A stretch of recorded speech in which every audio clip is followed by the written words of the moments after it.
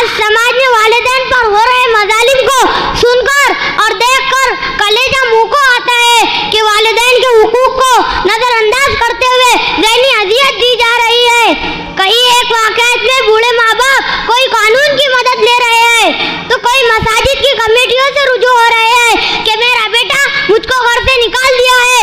अफसोस कि आज हर तरफ वालिदैन के साथ औलाद का सुकून नाकाबिले बर्दाश्त हद तक तजावुज़ कर चुका है।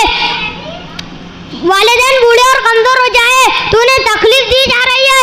याद रखो वो लोग किसी मर्द से कम नहीं बल्कि औलाद के रवैये से मायूस होने लगे हैं। याद रखो ज़हन की वकालत नहीं जलती जब फैसले आसमान से उतरते हैं।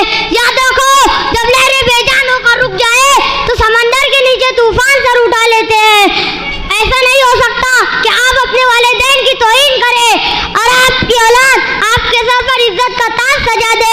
आप पर किए परतारी आप पर ही दोहराई जाएंगी। याद रखो आपके हाथों से टूटा हुआ दिल एक दिन आपकी बर्बादी का दरवाजा बन जाता है। इबरत और बर्बादी का ऐसा दरवाजा जो आपको अपनी जानिब खींच लेता है और आपको ना चाहते हुए भी उसमें से गुजरना पड़ता है। रब ने माँ को वो अज़मत कमाल दी उसकी दुआ से आई मुसीबत को टाल दी। रब ने माँ को वो अज़मत कमाल दी उसकी दुआ से आई मुसीबत को टाल दी। कुरान ने माँ के प्यार की ऐसी मिसाल दी कि जन्नत उठा के माँ के कदमों में डाल दी।